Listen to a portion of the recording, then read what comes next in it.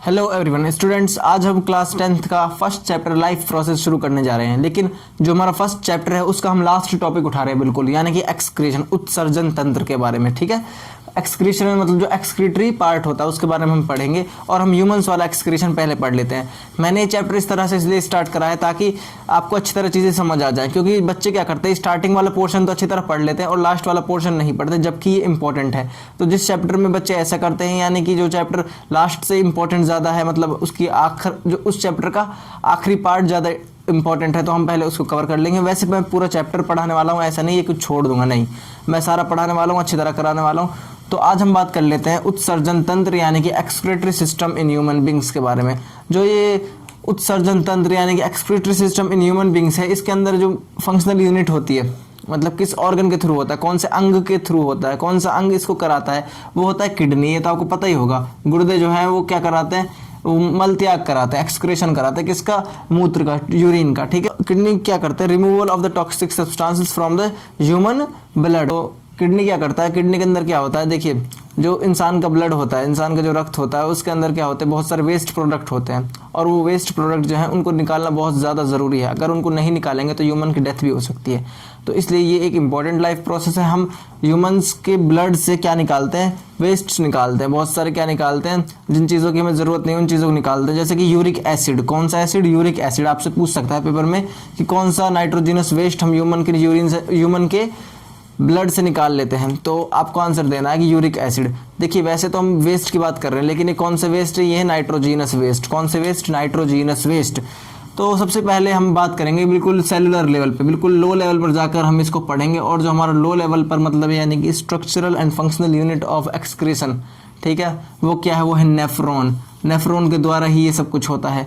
ठीक है, नेफ्रॉन की संख्या बहुत ज़्यादा होती है किडनी के अंदर, ऐसा नहीं ये एक दो होते, नहीं, ये करोड़ों लाखों में होते हैं। ठीक है, तो एक्सक्रीशन जो है यानी कि मल त्याग, यहाँ पर मल का मतलब वो वाला मल नहीं है, सॉलिड स्ट्रक्चर के बारे में बात नहीं कर रहे हैं हम, यहाँ पर कोई ठोस पदार्थ के बारे में बात नहीं कर रहे हैं, यहाँ पर हम बात कर रहे हैं यूरिन के बारे में। किसके बारे में, यूरिन के बारे में। ठीक है, तो इसकी डेफिनेशन देख लेते हैं। इसकी जो डेफिनेशन वो क्या कहती है, इसकी डेफिनेशन जो है एक्सक्रीशन की, किसकी, एक्सक्रीशन की। एक्सक्रीशन की डेफिनेशन कहती है, it is the removal of nitrogenous waste like the uric acid from the body. Human body से नाइट्रोजिनस वेस्ट का निकाल देना क्या होता है, एक्सक्रीशन होता है, और ये एक इंपॉर्टेंट लाइफ प्रोसेस है। अब हम बात करें सिंगल सेल ऑर्गेनिज्म में ये कैसे होता है, वहाँ पर ये होता है डिफ्यूजन के थ्रू। किसके थ्रू, डिफ्यूजन के थ्रू। डिफ्यूजन क्या होता है, higher concentration to lower concentration particles का मूवमेंट होता है। ठीक है, तो डिफ्यूजन के थ्रू वहाँ पर ही होता है, किसके थ्रू, प्रसरण के थ्रू। किसके थ्रू, प्रसरण के थ्रू। डिफ्यूजन के थ्रू जो है वो सिंगल सेल ऑर्गेनिज्म में ये होता है। आई थिंक आपको ये छोटी चीज़ क्लियर हो गई होगी। चलिए हम आगे बढ़ते हैं और थोड़ा इंपॉर्टेंट पढ़ लेते हैं किडनी के बारे में। ठीक है गाइज, तो चलिए गाइज अब हम आगे बढ़ लेते हैं और कुछ पार्ट्स के बारे में पढ़ लेते हैं, यानी कि मूत्र सर्जन तंत्रिका, यानी कि ह्यूमन एक्सक्रीटरी सिस्टम के बारे में हम इसके कुछ पार्ट्स पढ़ लेते हैं कि इसमें कौन कौन से ऑर्गन्स जो है वो इन्वॉल्व होंगे, इसके अंदर कौन कौन सा अंग जो है उनका हस्तक्षेप होगा। सबसे पहले इसमें देखा जाएगा पेयर ऑफ किडनी। क्या होगा, जो मेन हमारा एक्सक्रीटरी सिस्टम है ह्यूमंस के अंदर, वो कौन सा है, किडनी है। आपको पता होगा वो क्या है, तो क्या है वो, किडनी है। उसके बाद किडनी के साथ साथ क्या होगा, पेयर ऑफ यूरेटर होगा, यानी कि मूत्रवाहिनी होगी। क्या होगी, मूत्रवाहिनी। ये दो नली जैसी स्ट्रक्चर होंगी। कैसे होंगी, नली जैसी स्ट्रक्चर होंगी। ये किससे जाकर अटैच होंगी, ये जाकर अटैच होंगी आपकी, ये दो नली जैसी स्ट्रक्चर होंगी। ये किससे जाकर अटैच होंगी, ये जाकर अटैच होंगी यूरिनरी ब्लैडर से। ठीक है, किससे अटैच होंगी, यूरिनरी ब्लैडर से। आपको पता होगा यूरिनरी ब्लैडर कुछ इस तरीके की स्ट्रक्चर होती है। ठीक है, यूरेटर यानी कि जोड़ा। देखिए दो यूरेटर हमारे पास हैं। मूत्रवाहिनी, इसमें क्या होगा, टॉयलेट जो है यानी कि यूरिन जो है इसके अंदर आएगा, किसके अंदर, यूरिनरी ब्लैडर के अंदर। तो ये क्या करेंगे, ये इसमें इकट्ठा करवाएंगे यूरिनरी ब्लैडर में। ठीक है, जो मूत्र को लाने के काम कर रहा है वो कौन कर रहा है, यूरेटर्स कर रहे हैं। उसके बाद यूरिनरी ब्लैडर, यहाँ पर जो है वो यूरिन इकट्ठा होगा। ठीक है, ह्यूमंस के अंदर यूरिन कहाँ इकट्ठा होगा, यूरिनरी ब्लैडर में। आपसे क्वेश्चन पूछ सकता है। ठीक है, उसके बाद यूरेथ्रा, ये क्या होगी, ये एक तरीके का ओपनिंग होगी, एक तरीके की ओपनिंग भी आप बोल सकते हो, एक तरीके का जो मेन पार्ट है जहाँ से मूत्र का जो है वो एक्सक्रीशन होगा। बिल्कुल ये एंड वाला पार्ट है, ये वाला, इसको क्या बोल देंगे, इसको बोल देंगे हम यूरेथ्रा। तो यहाँ पर यही इसमें इंपॉर्टेंट है कि इसमें कौन कौन से पार्ट आ रहे हैं। लेकिन आपको ना क्या जानना ज़्यादा जरूरी है कि किडनी जो है हम इसको पढ़ेंगे डिटेल से। किसको, किडनी को। किडनी के अंदर क्या आएगा, structural and functional unit of excretory. मूत्र सर्जन का जो आप बोल सकते हो कि स्ट्रक्चरल एंड फंक्शनल यूनिट है वो क्या है, वो किडनी है। किडनी के अंदर एक पार्ट होता है उसको क्या बोलते हैं, नेफ्रॉन है। तो structural and functional unit of excretory system क्या होती है, वो होती है नेफ्रॉन। क्या होती है, नेफ्रॉन। क्या होती है, नेफ्रॉन।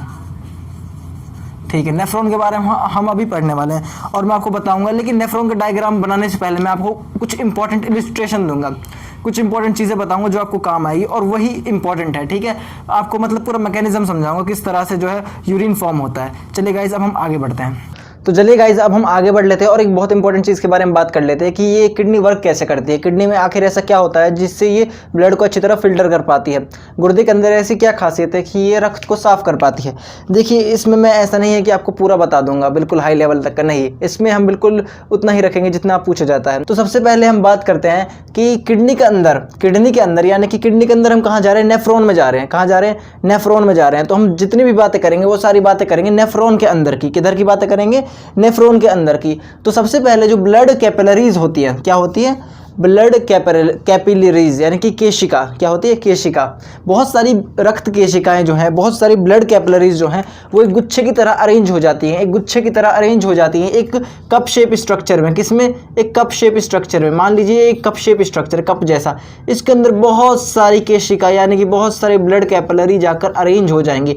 और इन ब्लड कैपिलरीज की खासियत क्या है, इसकी खासियत आप याद रखिएगा कि जब ये स्टार्ट होती है, मान लीजिए इसका स्टार्टिंग पॉइंट है और ये यहाँ पर जाकर इसका एंडिंग पॉइंट है, मान लीजिए ऐसा है, मान लीजिए इसका स्टार्टिंग पॉइंट यहाँ से है।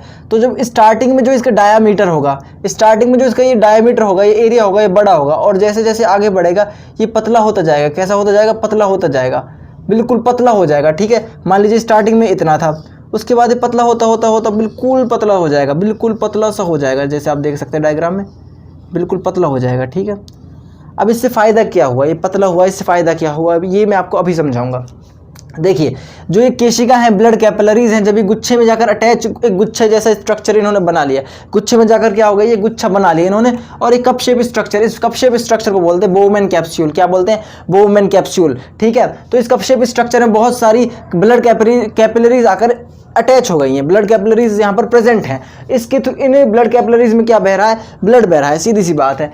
तो आगे क्या होगा, ये जो बोवेन कैप्सूल है इसके पास कुछ एपिथेलियम होंगे, क्या होंगे, कुछ उपकला ऊतक होंगे, कुछ एपिथेलियम टिश्यू होंगे। ये बात आपको कोई नहीं बताएगा, कोई टीचर नहीं बताएगा कि इसके पास क्या होगा। जो फिल्ट्रेशन होता है वो किसकी वजह से होता है, वो बोवेन कैप्सूल के अंदर मौजूद कुछ उपकला ऊतक होते हैं, कुछ यहाँ पर आप बोल सकते हो एपिथेलियम टिश्यू होते हैं और कुछ सेल्स होते हैं जिनको बोलते हैं पोडोसाइट। क्या बोलते हैं, पोडोसाइट। तो वो क्या करते हैं, यहाँ पर फिल्ट्रेशन का काम करती हैं। क्या करती हैं, फिल्ट्रेशन का काम करती है। जो फिल्ट्रेशन होता है वो किसके थ्रू होता है, इस बोवेन कैप्सूल के थ्रू हो गया है। इनिशियल फिल्ट्रेशन इस बोवेन कैप्सूल के थ्रू हो गया है और यहाँ पर जो ब्लड कैपिलरीज थी, इनका जो डायमीटर है, इनका जो डायमीटर है वो लगातार पतला होता जा रहा है। वो यहाँ से स्टार्ट हुआ और यहाँ तक आते आते बिल्कुल पतला हो गया। इससे हमें क्या फायदा हुआ, देखिए, जैसे जैसे किसी चीज़ का डायमीटर पतला होता है, आपने घर में अपनी नली देखी होगी, पाइप होता है जिसमें वाटर आता है। ठीक है, अब आप उस नली को अगर भींच लोगे, आगे से उसका मुंह बंद कर दोगे तो वाटर बहुत तेजी से जाएगा, मतलब कि प्रेशर इंक्रीज हो जाएगा। जैसे जैसे हम साइज को पतला करते जाएंगे, प्रेशर जो है वो इंक्रीज करता जाएगा। जैसे जैसे हम साइज को पतला करते जाएंगे, प्रेशर जो है वो इंक्रीज करता जाएगा और जैसे जैसे प्रेशर इंक्रीज करता जाएगा, इस ब्लड के अंदर से जितने भी वेस्ट मटेरियल थे, जितने भी वेस्ट नाइट्रोजीनस मटेरियल थे, जितने भी आप बोल सकते हो कि खतरनाक यानी कि जहरीले पदार्थ थे इसके अंदर, खून के अंदर, वो सारे के सारे साफ होते चले जाएंगे। ठीक है, साफ कैसे हुए कि जो ये हमारा कैपिलरीज है, केशिका है, ब्लड कैपिलरीज है, इनका डायमीटर पतला होता गया। जैसे जैसे इनका डायमीटर पतला होता गया, ब्लड का प्रेशर बढ़ता गया। जिस तरह से ब्लड का प्रेशर बढ़ता गया, इनकी वॉल से क्या निकलना शुरू हो जाएंगी, इनकी दीवारों से, इधर से क्या निकलना शुरू हो जाएंगे, वेस्ट मटेरियल निकलना शुरू हो जाएंगे। ये बेसिक प्रिंसिपल है किसका, हमारी किडनी का अंदर जो प्रेजेंट होता है क्या, नेफ्रॉन। नेफ्रॉन का जो बेसिक फंक्शन है वो इसी तरह होता है और किसकी वजह से हो रहा है, इस बोवेन कैप्सूल के अंदर कुछ एपिथेलियम प्रेजेंट है। क्या प्रेजेंट है, कुछ एपिथेलियम प्रेजेंट है। ठीक है, उस एपिथेलियम यानी कि उस उपकला ऊतक की वजह से क्या हो रहा है, फिल्ट्रेशन हो रहा है। ठीक है, आई थिंक आपको ये चीज बिल्कुल क्लियर हो गई होगी। फिल्ट्रेशन किसकी वजह से हो रहा है, इसके अंदर कुछ एपिथेलियम है। अगर आपसे टफ क्वेश्चन पूछता है तो पूछेगा कि बोवेन कैप्सूल के अंदर ऐसा क्या है जिसकी वजह से फिल्ट्रेशन हो रहा है, आपको आंसर देना है। यहाँ पर बहुत सारी कैपिलरीज तो अरेंज हैं, प्लस में हमारे पास एपिथेलियम टिश्यू भी है जिसकी वजह से फिल्ट्रेशन हो रहा है। फिल्ट्रेशन मतलब कि छन्ना, फिल्ट्रेशन मतलब छन्ना, फिल्ट्रेशन मतलब छन्ना। ठीक है, जो इनिशियल फिल्ट्रेशन होगा, जो इनिशियल फिल्ट्रेशन मतलब कि जो पहली बार छना है, जो इनिशियल शुरुआती जो हमारा छना हुआ पदार्थ है वो क्या होगा, वो इंपॉर्टेंट है। देखिए, शुरुआत में जो छना हुआ पदार्थ होगा उसके अंदर ग्लूकोज होगा, अमीनो एसिड होगा, कुछ सॉल्ट होंगे और बहुत सारा वाटर होगा। क्या क्या होंगे, ग्लूकोज होंगे, अमीनो एसिड होंगे, सॉल्ट होंगे और बहुत सारा वाटर होगा। ये इनिशियल फिल्ट्रेट होगा। उसके बाद क्या होगा, देखिए फिल्ट्रेशन तो हो गया, अब हम इनको क्या करेंगे, अब अवशोषण, रीएब्जॉर्प्शन, यानी कि दोबारा से अवशोषण हो जाएगा। कैसे होगा, देखिए जो इस यहाँ से पदार्थ निकले हैं, glucose, amino acid, salts, water, इनका ना दोबारा से क्या होगा, किडनी के थ्रू मान लीजिए इनका क्या होगा, दोबारा से बॉडी के अंदर आ जाएंगे। क्योंकि देखिए ग्लूकोज तो हमारे लिए काम की चीज़ है ना, अमीनो हमारे लिए काम की चीज़ है ना, एसिड, अमीनो, देखिए ग्लूकोज तो हमारे लिए काम की चीज़ है, अमीनो एसिड भी हमारे लिए काम की चीज़ है, और कुछ सॉल्ट्स जैसे कि NaCl वगैरह, KCl वगैरह, ये भी हमारे लिए काम की चीज़ है। और वाटर तो है ही, सबसे ज़्यादा जो है यहाँ पर वाटर एब्जॉर्ब होगा, मोस्ट सबसे ज़्यादा एब्जॉर्ब जो होगा वो क्या होगा, वाटर रीएब्जॉर्ब होगा, वाटर का अवशोषण सबसे ज़्यादा होगा। पर देखिए ये हुआ कैसे, ये ऐसे हुआ कि जैसे जैसे ये यूरिन, जैसे जैसे ये मूत्र आगे बढ़ता जाएगा ट्यूब्यूल के थ्रू, आपने पढ़ा होगा इस बोमेन कैप्सूल के आगे भी बहुत सारे पार्ट्स होते हैं, इस तरह से कुछ जाता है, ठीक है। इसको आप बोल सकते हो कि ग्लोमेरुलस, इस स्ट्रक्चर को क्या बोलते हैं, जहाँ बहुत सारी आर्टरीज अरेंज है, ग्लोमेरुलस, ठीक है। इस ग्लोमेरुलस के आगे बहुत सारे ट्यूब लाइक स्ट्रक्चर हैं, जो ये ट्यूब लाइक स्ट्रक्चर हैं, इधर क्या होगा, इस ट्यूब लाइक स्ट्रक्चर की होने की वजह से क्या देखने को मिलेगा, जो ये यूरिन है ये आगे बढ़ता जाएगा, और जैसे जैसे ये यूरिन आगे बढ़ता जाएगा फिल्ट्रेशन और होता जाएगा, फिल्ट्रेशन और होता जाएगा, उससे क्या फ़ायदा होगा, रीएब्जॉर्प्शन होता जाएगा चीज़ों का, किस चीज़, किनका, क्या होता जाएगा, जैसे जैसे ये यूरिन आगे बढ़ेगा रीएब्जॉर्प्शन भी होता रहेगा, जैसे जैसे यूरिन जो है इन नलियों में आगे बढ़ेगा रीएब्जॉर्प्शन होता रहेगा। आई थिंक आपको ये छोटी सी चीज़ समझ आ गई होगी। अगर अब भी समझ नहीं आया मैं एक बार रिपीट कर देता हूँ। देखिए क्या होगा, हमारे पास बोमेन कैप्सूल है, बोमेन कैप्सूल के पास कुछ एपिथीलियम है, ठीक है, बोमेन कैप्सूल के पास कुछ एपिथीलियम है, और यहाँ पर आप देखोगे बहुत सारी क्या होंगी, आर्टरीज होंगी, बहुत सारी, आप बोलोगे यहाँ पर आर्ट्रियोल होगा, इसको बोलते हैं आर्ट्रियोल, क्या बोलते हैं, यहाँ पर देखिए 2 आर्ट्रियोल होंगे, एक होगा एफेरेंट, एक होगा इफेरेंट, बस ये याद रखिए, एफेरेंट और इफेरेंट। चलिए छोड़िए ये चक्कर, ये चीज़ आपके मतलब की नहीं है, एफेरेंट और इफेरेंट आर्ट्रियोल। आगे बढ़ते हैं। देखिए बहुत सारी ब्लड कैपिलरीज, रक्त केशिका यहाँ पर इकट्ठा हुई होंगी, कैपिलरीज यहाँ पर एक कप शेप स्ट्रक्चर यानी कि बोमेन कैप्सूल में इकट्ठा हुई होंगी, और इसकी वजह से क्या होगा, फिल्ट्रेशन होगा। और फिल्ट्रेशन के अंदर जो इनिशियल फिल्ट्रेशन, सबसे शुरुआती जो फिल्ट्रेट हमें मिला, छन्ना हुआ हमें पदार्थ मिला, वो क्या क्या होंगे, ग्लूकोज होंगे, अमीनो एसिड होंगे, सॉल्ट होंगे, और कुछ वाटर होगा, कुछ नहीं बहुत सारा वाटर होगा। और ये उसके बाद क्या होगा, रीएब्जॉर्प्शन होगा। फिल्ट्रेशन के बाद क्या होगा, रीएब्जॉर्प्शन। रीएब्जॉर्प्शन कैसे होता है, जैसे जैसे ये यूरिन आगे बढ़ता जाएगा, जैसे जैसे ये यूरिन यहाँ से आगे बढ़ता जाएगा, जैसे जैसे ये यूरिन आगे बढ़ता जाएगा, जैसे जैसे ये मूत्र आगे बढ़ता जाएगा ट्यूब्यूल के अंदर, किसके अंदर, ट्यूब्यूल के अंदर आगे बढ़ता जाएगा, ये फाइनली कहाँ पर पहुँचेगा, कलेक्टिंग डक्ट में पहुँचेगा। कहाँ पर पहुँचेगा, कलेक्टिंग डक्ट में। तो जैसे जैसे आगे बढ़ेगा तो रीएब्जॉर्प्शन भी होता रहेगा। आपसे पेपर में पूछ सकता है कि रीएब्जॉर्प्शन कैसे होता है, आपको आंसर देना है भाई रीएब्जॉर्प्शन ऐसे होता है, जैसे जैसे यूरिन ट्यूब्यूल में आगे बढ़ता जाएगा, इन नलियों में आगे बढ़ता जाएगा, ऐसे तो तभी का तभी क्या होगा, रीएब्जॉर्प्शन भी हो जाएगा, ठीक है। आई थिंक आपको ये चीज़ समझ आ गई होगी। इसके बाद हम थोड़ा सा इसको और डिटेल करने की कोशिश करते हैं। अब मैं इसको मिटा देता हूँ और कुछ पढ़ते हैं इसके बारे में।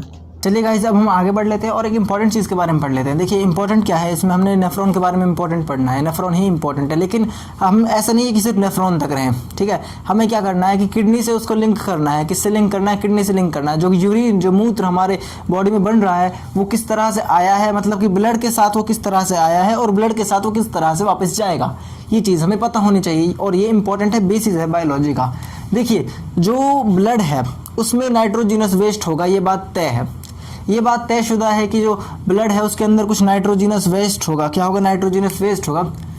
तो जो ये नाइट्रोजिनस वेस्ट है ये किसके थ्रू आया, ये आया रीनल आर्टरी के थ्रू, रीनल आर्टरी के थ्रू, यानी कि गुर्दे की धमनी के थ्रू। किसके थ्रू, गुर्दे की धमनी यानी कि रीनल आर्टरी के थ्रू ब्लड जो है वो आगे आता गया है। किसके अंदर आ रहा है, अभी किडनी के अंदर आ रहा है। किसके अंदर आ रहा है, किडनी। ये पूरा स्ट्रक्चर किडनी का है। देखिए इस चीज़ के ऊपर कोई ध्यान नहीं देता, लेकिन मैं चाहता हूँ कि आप इस चीज़ के ऊपर भी ध्यान दें, ठीक है। तो जो ब्लड है वो किस थ्रू आया, वो आया रीनल आर्टरी के थ्रू, यानी कि गुर्दे की धमनी के थ्रू जो ब्लड है वो एंटर कर गया किसके अंदर, किडनी के अंदर। अब किडनी के अंदर क्या है, बहुत सारे नेफ्रॉन है और वो क्या करेंगे, ब्लड को फिल्टर करेंगे। पहले क्या होगा, फिल्ट्रेशन होगा, फिल्ट्रेशन के बाद क्या होगा, रीएब्जॉर्प्शन होगा, रीएब्जॉर्प्शन के बाद क्या होगा, कलेक्टिंग डक्ट होती है नेफ्रॉन में। क्या होती है, कलेक्टिंग डक्ट। उसमें क्या होता है, यूरिन इकट्ठा हो जाता है, ये बात तो आपको पता ही होगी। उसके बाद देखिए जैसे ही ब्लड इसके अंदर आया, वो ब्लड यहाँ पर मौजूदा नेफ्रॉन्स की वजह से क्या होना शुरू हो गया, फिल्टर होना शुरू हो गया। क्या होना शुरू हो गया, फिल्टर होना शुरू हो गया। और जो ये यूरिन है वो यहाँ से यूरेटर के थ्रू, देखिए किडनी से क्या जुड़ा होता है, यूरेटर जुड़ा होता है। क्या जुड़ा होता है, यूरेटर जुड़ा होता है। और ये यूरेटर जो है ये किस में अटैच होता है, यूरिनरी ब्लैडर में जाके अटैच होता है। किस में अटैच होता है, यूरिनरी ब्लैडर में जाके अटैच होता है। यूरिनरी ब्लैडर क्या होता है, इसे हिंदी में क्या बोलते हैं, यूरिनरी ब्लैडर को, इसको बोलते हैं मूत्र आशय। क्या बोलते हैं, मूत्र आशय, ठीक है। ये वहाँ पर जाकर अटैच होता है, कौन, यूरेटर, ठीक है। तो यहाँ पर क्या है, यूरेटर की यहाँ पर यूरेटर का जो काम है वो क्या है कि ये यूरिन को, किसको, यूरिन को, जो यहाँ पर यूरिन बना है, ब्लड से रिलीज जो यूरिन हुआ है उसको यूरिनरी ब्लैडर में पहुंचा देगा। कौन, यूरेटर। तो यहाँ पर जो साफ ब्लड है वो रीनल वीन के थ्रू यानी कि गुर्दे की नस के थ्रू पूरी बॉडी में वापस पहुंच जाएगा। दोबारा देख लीजिए, इंपॉर्टेंट है, रीनल आर्टरी के थ्रू ब्लड आया, यहाँ पर मौजूदा जितने भी हमारे नेफ्रॉन्स थे उन्होंने ब्लड को साफ किया, यूरिन यूरेटर के थ्रू यूरिनरी ब्लैडर में गया और रीनल वीन के थ्रू जो साफ ब्लड है वो कहाँ पर पहुंच गया, पूरे बॉडी पार्ट्स में पहुंच गया। ये इंपॉर्टेंट था गाइस। अब दोबारा मैं एक बार रिवीजन करा देता हूँ कैसे हुआ था। देखो, सबसे पहले क्या हुआ था, बहुत सारे ब्लड कैपिलरीज, बहुत सारी केशिका आ गई थी, वो बोमन कैप्सूल से जाकर अटैच हो गई। किससे जाकर अटैच हो गई, बोमन कैप्सूल से जाकर अटैच हो गई। वहीं से फिल्ट्रेशन होना शुरू हो गया। क्या होना शुरू हो गया, फिल्ट्रेशन, छन्ना जो है वो शुरू हो गया। खून का जो ब्लड का जो छन्ना है वो वहीं से शुरू हो गया। अब जब ब्लड छन्ना शुरू होगा तो उसमें से क्या होगा, बहुत सारी चीज़ें बाहर निकल के आएंगे, जैसे ग्लूकोज, अमीनो एसिड, सॉल्ट्स और बहुत सारा वाटर। ये जैसे जैसे ये यूरिन आगे बढ़ता जाएगा ये सारी चीज़ें क्या होती जाएंगी, एब्जॉर्ब होती जाएंगी वापस, क्योंकि हमें इनकी ज़रूरत है। ठीक है, ये वापस एब्जॉर्ब होती चली जाएंगी।